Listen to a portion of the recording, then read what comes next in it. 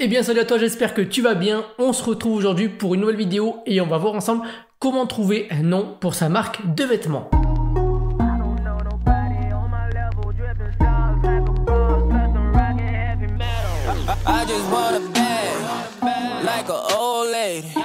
Avant de démarrer cette vidéo, je t'invite à rejoindre le club des créateurs. C'est un email que j'envoie régulièrement à 9 h du matin pour te partager du contenu, des anecdotes, des astuces, des conseils privés que je partage uniquement par email.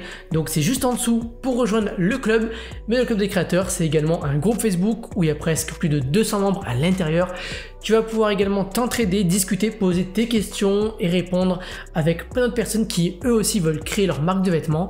Et ça, c'est vachement enrichissant. Bien, on rentre désormais dans le vif du sujet. Comment trouver un nom pour sa marque de vêtements? Tu démarres, tu veux créer une marque de vêtements mais tu ne sais pas encore comment l'appeler, cette vidéo est faite pour toi. Ce qu'il faut savoir déjà tout d'abord, c'est que souvent c'est une erreur que font les débutants, c'est de rajouter le mot shop ou clothing ou d'autres choses comme ça, des mots qui veulent donc signifier que oui, vous avez une boutique, oui c'est des vêtements mais ça ne sert à rien. Prenez les plus grands tels que Orange, SFR, Bouygues Télécom, Ralph Lauren, Lacoste et j'en passe. Toutes ces marques-là ont un point commun, c'est qu'elles n'ont pas le mot clothing ni le mot shop. À quoi ça sert de mettre ce mot à rien, voilà, vraiment clairement à rien du tout. L'objectif c'est de faire du branding et que votre marque elle sonne bien. Donc ne rajoutez pas ces mots anglophones qui ne feront que rajouter un caractère débutant à votre marque et seront clairement négatifs pour vous. Alors ce que tu peux faire, c'est par exemple prendre un nom comme Alan ou bien Alexa, c'est des noms de marques connus et qui peuvent totalement être un nom comme Amandine, Clémentine, Antoine, Baptiste, Paul. Ça peut se faire, ça se fait beaucoup de nos jours, ça donne vraiment un sentiment d'humain, d'originalité, c'est vachement intéressant pour ta marque. Alan c'est une mutuelle et Alexa, je pense que tu connais très bien et ça marche très très bien.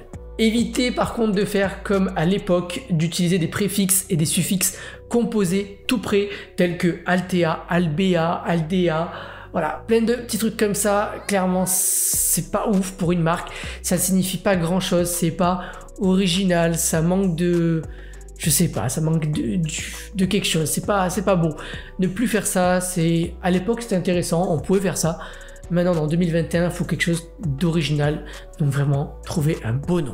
Comment trouver un bon nom pour sa marque? Alors, selon moi, ce qui est intéressant, c'est que ce nom de marque fasse référence à votre histoire, par exemple. Que ça fasse une histoire qui développe le côté sympathie, qui inspire confiance aux clients, quelque chose qui peut être en rapport avec votre niche également. Ça peut être intéressant de trouver vraiment un nom qui s'apparente à ça et qui peut y faire référence. Donc ne trouvez pas, encore une fois, des compositions de voyelles, etc.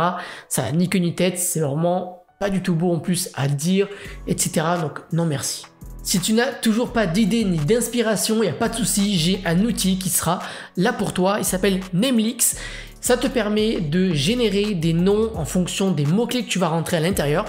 Donc ça va créer en fait des mots par rapport au nom que tu as donné, aux mots-clés que tu as mis en termes de niche par exemple. Donc si tu veux créer une marque sur la pêche, tu pourras mettre dans les mots-clés pêche, poisson, passion, loisir, plein de petits mots en fait à l'intérieur.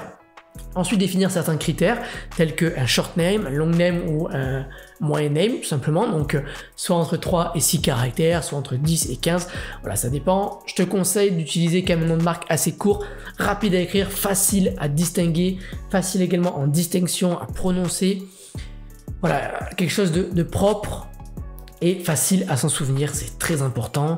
Donc choisir short name et ensuite tu auras une multitude en fait de mots qui vont être générés, qui vont être proposés. Tu en auras un paquet, il y a une longue liste qui c'est presque à l'infini et tu pourras certainement trouver bonheur.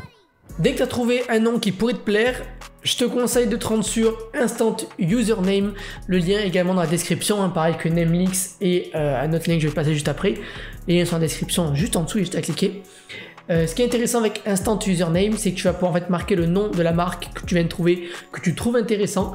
Tu le notes en fait dans la base de données de ce site et il va en quelques secondes te dire si le pseudo est déjà pris sur toutes les plateformes de réseaux sociaux qui peuvent exister et même certaines que tu ne connais pas du tout.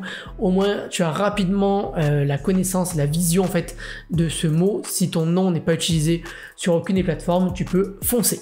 Il y a également après Instant Username également la base de données de l'INPI. Donc pareil, il y a le lien juste en dessous, c'est base INPI, enfin base marque INPI.fr, le lien est juste en dessous. Tu cliques, tu marques également le nom de ta marque et tu vois s'il n'y a pas une marque qui existe déjà, qui a été déposée. Et donc si ça a déjà été déposé, je te conseille donc de switcher et d'en trouver une autre.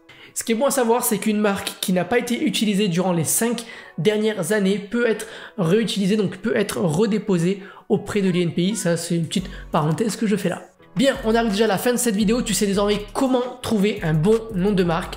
Ces outils sont hyper puissants, ils vont clairement t'aider et te donner un sacré coup de pouce pour te lancer et enfin créer ta marque de vêtements.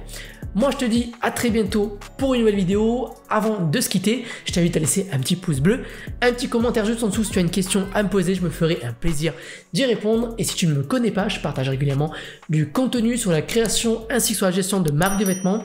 Donc si tu veux ne pas rater mes prochaines vidéos, clique juste en dessous pour t'abonner à ma chaîne. Moi je te dis à très bientôt et puis voilà, ciao!